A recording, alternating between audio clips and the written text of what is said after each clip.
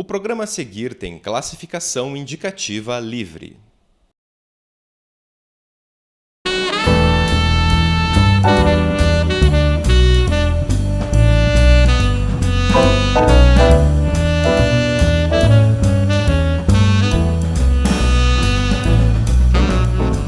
Olá, este é o Cine Federal que está começando agora.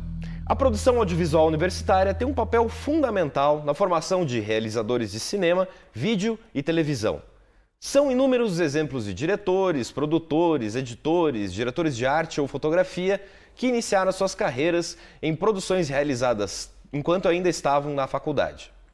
Se o cinema de ficção universitário geralmente encontra mais espaço dentro do circuito dos festivais, o mesmo não acontece com um documentário, que geralmente compõe uma parcela menor dos filmes selecionados para uma mostra.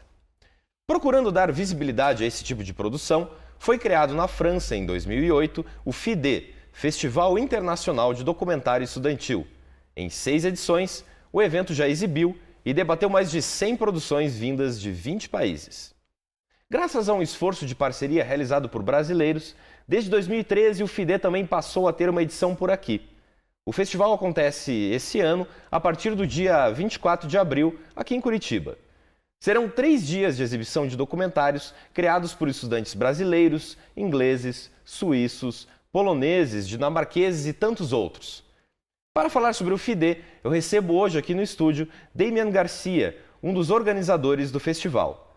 Além de estar por trás do evento, Damian também é compositor, diretor de som para cinema e professor do curso de cinema da FAP Unespar. Damian, um prazer estar aqui hoje com você para a gente falar um pouquinho sobre essa iniciativa aí do FIDE. Damian, conta para mim como que foi essa questão, o contato que você teve com esse festival lá na França. Primeira imagem assim que você tem dele. Então, eu estava estudando cinema, fazendo um master em cinema lá, e tinha vários amigos que também faziam isso. Eu fazia na Paris 3 e tinha alguns amigos que faziam na Paris 8. E tem uma amiga minha que trabalhava com documentário, realização de documentário, e ela juntou um pessoal e começou a organizar um festival para estudantes, para tentar fazer isso. Me chamou para ajudar na curadoria, para assistir os filmes, e foi um festival independente que foi feito num squat artístico. E o primeiro ano teve uma boa seleção, principalmente de filmes franceses, mas algumas coisas mundiais, de estudantes de fora que estavam na França, que trouxeram seus filmes. E foi aberto e foi feito isso, à base de um lençol amarrado para ter uma melhor projeção e montar tudo. E foi muito legal. A partir disso eles começaram a ter mais apoios, conseguir lugares melhores e esse festival. Então eu acompanho o FIDE desde do seu nascimento com eles, né? Eu não participava diretamente, mas paralelamente ajudando tanto na montagem quanto vendo os filmes, e então vi o nascimento do FIDE. Sim, e essa vontade de falar do documentário, né, de mostrar documentário estudantil, como que isso foi arquitetado, enfim, como que surgiu isso? Pois é, na França, então, na Paris 8 tem esse master que é de realização, que você pode escolher ficção ou documentário. Esse pessoal que eu conheci, Flávia, a Karen, elas estavam fazendo o documentário e começaram a entrar em contato porque a Karen é argentina, a Flávia é brasileira, a Helena é francesa, começaram a ver muita coisa e produzir e ter um contato com muita coisa diferente. Na França tem no mês de novembro chamado o Le Mois du Doc, o mês do documentário. Tem vários festivais de documentário. É incrível porque a gente tem poucos, né? A gente fala, nossa, tem um festival, e lá tem uma quantidade. Mas essa janela aberta só para estudantes foi o FIDE que fez. Os festivais geralmente são muito mais abertos. Então, com a riqueza do que se descobre, que os estudantes estão experimentando, tentando fazer e experimentando e fazendo, é uma riqueza enorme, assim, que foi uma janela que só deu certo, né? Só foi aumentando. Às vezes parece que o estudante é até um pouco mais livre, assim, para fazer, né? Ele não tem essas amarras, talvez, de um roteiro, de uma produção, de um orçamento. E principalmente uma liberdade de arriscar, que eu acho que é interessante, né? Eu falo sempre lá na faculdade, quando você está numa faculdade, você tem aquele grande direito de errar, né? Aqui eu estou para arriscar, não estou numa produção sendo paga com não sei o que lá, que eu tenho que...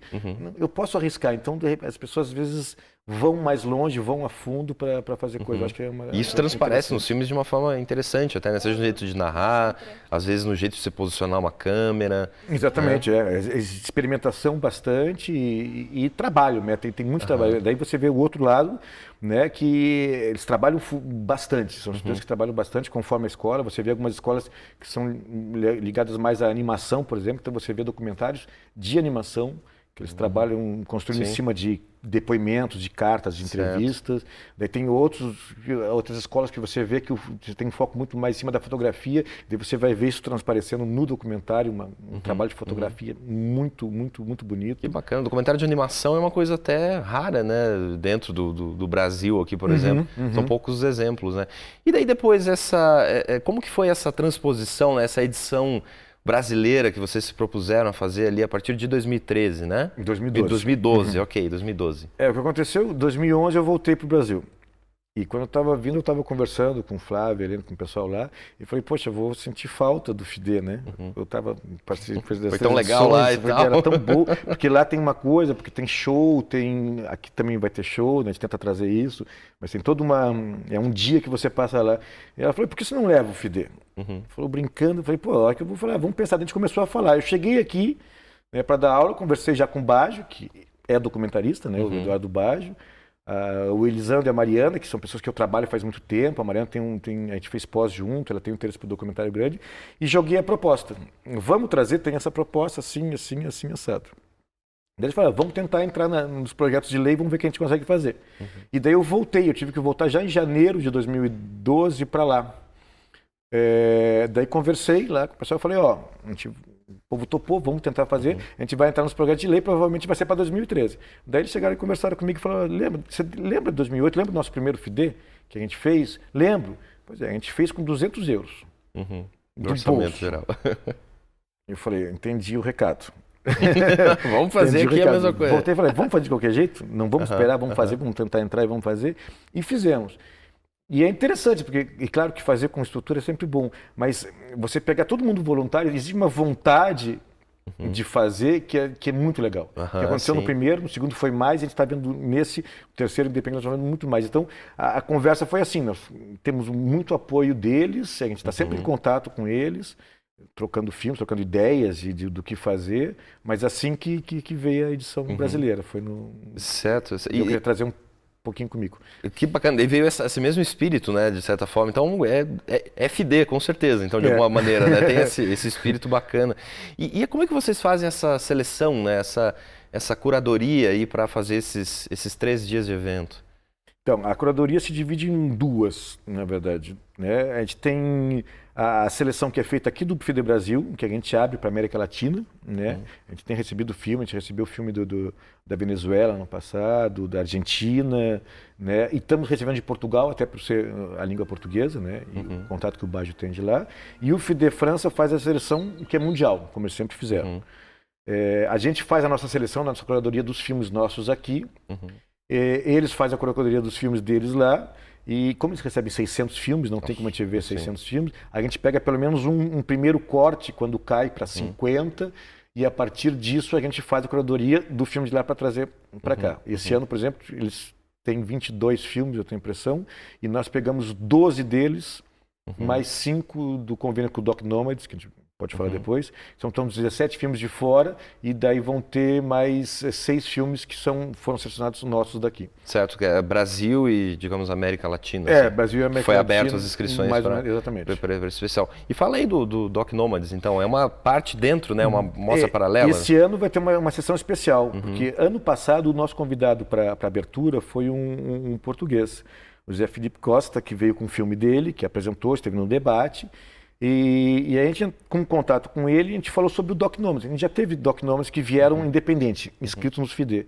Mas o Doc Nomads é uma escola, tipo uma pós-graduação que tem na Europa, que funciona em 3 países, Portugal, Bélgica e Hungria.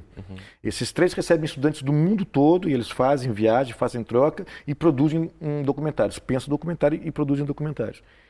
E o convênio que a gente fez com eles fariam uma seleção de todos os filmes que eles têm, fariam uma seleção para uma sessão de até 1h30 e nos mandaram a seleção, fizeram a seleção, nos mandaram a seleção, e o Vitor vai vir para cá para apresentar a sessão do Knock Nomads e conversar com todo mundo. Então abre uma porta ainda também de estudantes de lá com estudantes daqui para ter essa ligação. E falando nessa interseção, vamos falar, né, dos filmes que são realizados em diversos países, aqui no Brasil, de que maneira que o FIDE pode ajudar nisso, assim, né, de ver tipos de realização diferente, que dá pra gente sentir, né, que existe uma diferença entre os vários países, várias formas de se observar a realidade, né, no caso do documentário. Como que isso pode servir assim para o estudante daqui, né, estudante brasileiro, digamos? Eu acho que, sobretudo, né, pensar formas diferentes. A gente não consegue ver um jeito só de realizar, exatamente. Claro. A gente até estava pensando, porque a gente vê os filmes mais asiáticos, que tem uma coisa mais ligada à arte, né? Os filmes europeus com uma observação, mas não tem, porque a gente vai ter um pouco de tudo, mas de qualquer forma a gente vê maneiras diferentes. Uma coisa que é interessante, isso não é julgamento de ser melhor ou pior, mas de diferenças, né, de cultura, que eu estava comentando, né, que na França o povo fala que os documentários brasileiros em geral eles são muito falados. Eu até falo, você não viu todos, né? Tem algumas coisas que não são tanto, mas existe essa coisa, tem toda essa história, né? Ligada ao Coutinho, que é um grande documentarista que eu adoro, mas que ele faz em cima da pessoa, das histórias de vida, que é uma forma. Da reportagem mesmo, talvez, né? Ligado um pouco à reportagem, claro. né? Que o dele não era tão reportagem, sim. mas saiu muita coisa da reportagem em cima disso, né? Onde, principalmente, para mim, o que me toca muito quando eu vi os filmes, eu comecei a ver esses filmes, me mudou a minha maneira de ver documentário, é isso que eu não... você vê pouco lá as pessoas parando de fazer o que fazem para falar para a câmera. Geralmente a câmera vira um objeto invisível que acompanha, as pessoas falam, não é que não tem fala, falam. Além que tem documentários que observam mesmo e não tem fala. A gente tem um documentário genial, se chama, já fazendo propaganda, né, que chama Super Condomínio, e que eu até brinquei, que eu falei, esse filme, para mim, é o edifício master sem diálogos, Okay. porque eles entram num condomínio que tem mais de 3.000 pessoas que moram, é uma loucura aquilo, só que a câmera simplesmente vai passando de um lugar para o outro e observando o que cada morador fala, um corre, um arruma. As intimidades, digamos, desses lugares, mas sem ter sem o falar. depoimento do como se fosse um observador invisível vendo o apartamento de o que acontece no elevador, que tem um elevador a cada 3 andares, né? Tudo que acontece, manutenção, as coisas, ele explora tudo. Você vê muito esse observacional, né? O refletindo sobre sem interferir. Mas como eu falei, não é um julgamento de ser melhor ou pior, mas você vê uma maneira diferente de se fazer. Você vê a maneira com que eles trabalham, e conversando, às vezes, com pessoas de lá, eles passam, às vezes, 1 ano convivendo com aquele objeto de estudos, vamos dizer assim, né? Sim. 1 ano convivendo ali, conversando, batendo papo, e eu acho que provavelmente depois de 1 ano, aquela câmera, a primeira vez que a câmera está me olhando, né? Eu estou aqui sim. e estou vendo que a câmera está me olhando.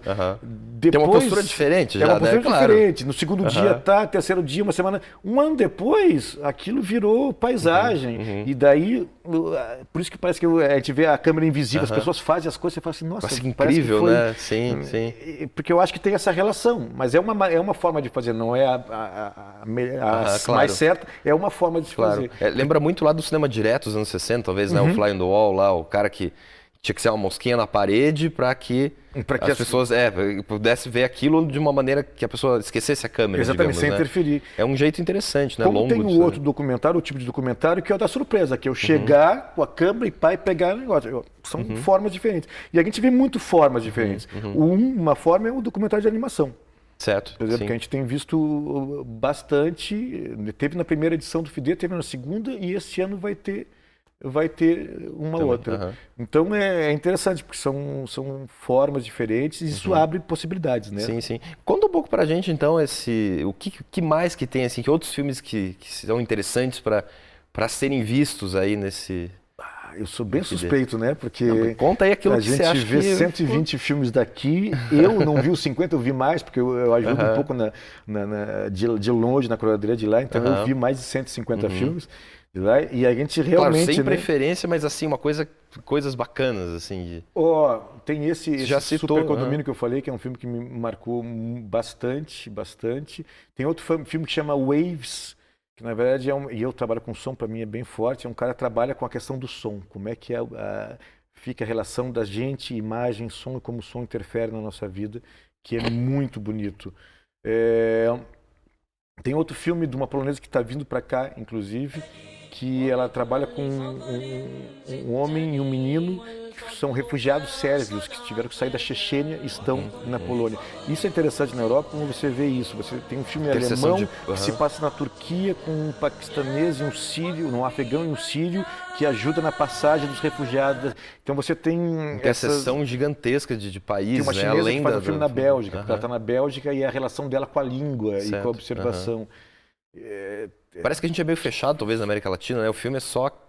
Dificilmente, tudo bem, você pode ter algumas produções aí que são realizadas, mas você não tem essa interseção, ainda que nosso país... O Brasil é grande, né? O Brasil é grande. Mas essa interseção, talvez, não sei. Do país é que... Quando a gente vê alguém daqui de Curitiba, por exemplo, que vai fazer um documentário no Pantanal, por exemplo, é mais longe do que o cara também, claro, da né? França que vai para a Itália. Claro, Eu acho que tem um pouco disso também, mas... de repente... Eu acho que a gente devia comunicar mais principalmente com a Argentina, que tem uma produção enorme. A gente não se vê muito também, né? Isso que eu acho triste, né? É difícil a gente ver os filmes... Argentina, Chile, Uruguai, esses estão tão próximos, a gente tinha que talvez ter um intercâmbio maior, talvez. Isso a gente tenta, a gente já teve alguns filmes argentinos aqui no FIDE, né? Alguns vieram por lá, alguns vieram por aqui.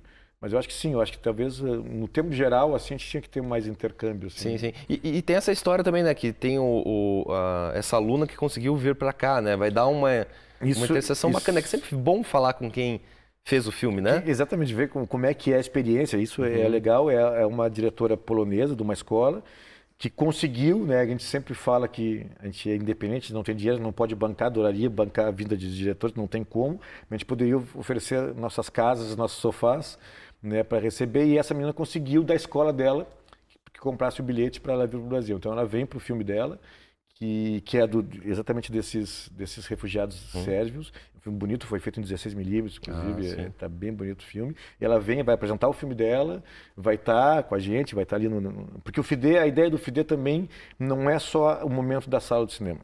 Uma das coisas mais importantes que eu trouxe de lá é o intervalo dos filmes, é onde acontece exatamente os contatos e o bate-papo, né, onde vai ter show do Le Prévost, onde vai ter café e guloseimas do Délices de France, vai ter uma exposição de fotografia, né, e isso. Lá na França, mas a questão é um pouco diferente, né? Lá eles vendem vinho, lá vinho é água para eles, né? É claro.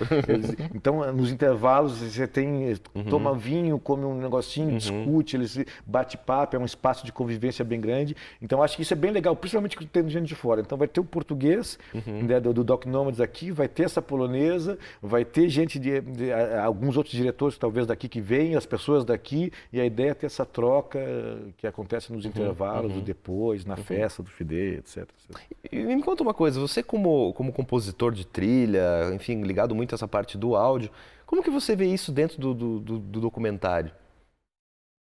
Pois é. Como que se faz a criação disso? Assim, é uma pergunta assim, um pouquinho fora do FIDE, mas eu acho que é interessante para a gente... Não, mas uma coisa que a gente não conseguiu trazer, eu não consegui trazer para cá, até porque é bem delicado, uma coisa que eu vi no FIDE de lá e me marcou muito, eu tenho buscado trabalhar isso em aula e mesmo na vida, não tive projetos ainda, documentários sonoros. Eu, numa sessão do FIDE França, lá da França, eu estava sentado na sala de cinema, filme. De repente, dá o preto, aparece um nome, tal, documentário sonoro. Fica preto e a gente ficou 17 minutos ouvindo. Foi um documentário feito com o diretor, sonoro, tudo preto. E foi uma experiência genial. Mas é o tipo de coisa que não tem como trazer para cá, porque não dá para botar legenda no documentário sonoro, porque daí não fica mais sonoro. Certo. Você perde completamente a experiência. Então, eu fico tentando. Eu até teve um aluno ano passado, que apresentou, porque eu começo um trabalho genial que podia fazer, ele não conseguiu terminar para mandar para o FIDE. Eu estava tentando forçar para ele trazer, porque eu queria ainda ver esse documentário sonoro do FIDE. Mas eu acho que o som, num documentário, ele é essencial. Ao mesmo tempo que a gente tem uma liberdade e de compreensão de perceber que às vezes o som não tem que estar límpido cristalino, porque eu estou em situações às vezes que não são, eu preciso ligar a câmera e pegar, né? Que é isso. Ao mesmo tempo, o uso do som em pós não tira o teor documental, mas pode ajudar a contar. O Waves, esse filme que trabalha com sons, ele trabalha com isso. Ele coloca, às vezes, a gente numa posição sonora que a gente não tem, que é um foco sonoro, de eu estar olhando aqui, ouvir o som daquilo, daí eu ouvi só o som daquilo, daí eu ouvi só o som. A gente não consegue fazer isso, a gente ouve tudo. E ele mostra, então, usar o recurso sonoro, às vezes, para ajudar a mostrar uma história, a mostrar que é, a reforçar. E a gente já teve alguns outros que falaram sobre isso também, na questão do som, da música. Beleza, então. Demian, então, muito obrigado pela participação de você aqui no Cine Federal. Parabéns pela iniciativa do FIDE. Tomara que tenha mais 50 edições disso aí, porque é sensacional a ideia de trazer, né, essa parte do documentário, né, estudantil. E também fica o convite aí para todo mundo que está assistindo a gente para ir lá no FIDE, que vai ser de 23 a 25... 24, 25 e 26 na Cinemateca. 24 é à noite, né, o filme de abertura do Carlos Nader vai ser às 8 horas. 7h30, desculpa, 7h30, depois tem a festa. Sábado e domingo começa às 15 horas. Desculpa, no sábado tem uma sessão antes, às 15h30, que é do filme especial do Baggio, que é o Santa Teresa, que vai passar. A sessão começa às 17h, depois tem uma sessão às 19h30 e domingo a mesma coisa, sessão às 17h e 19h30. 24, 25 e 26 de abril, lá na Cinemateca de Curitiba. Muito obrigado, Demi. Até a próxima. Obrigado a você. Até a próxima. O Cine Federal de hoje fica por aqui. Aqui embaixo estão os nossos endereços. Curta a gente nas redes sociais e também assista a esse e outros programas por lá. Eu volto na semana que vem. Um grande abraço. Tchau.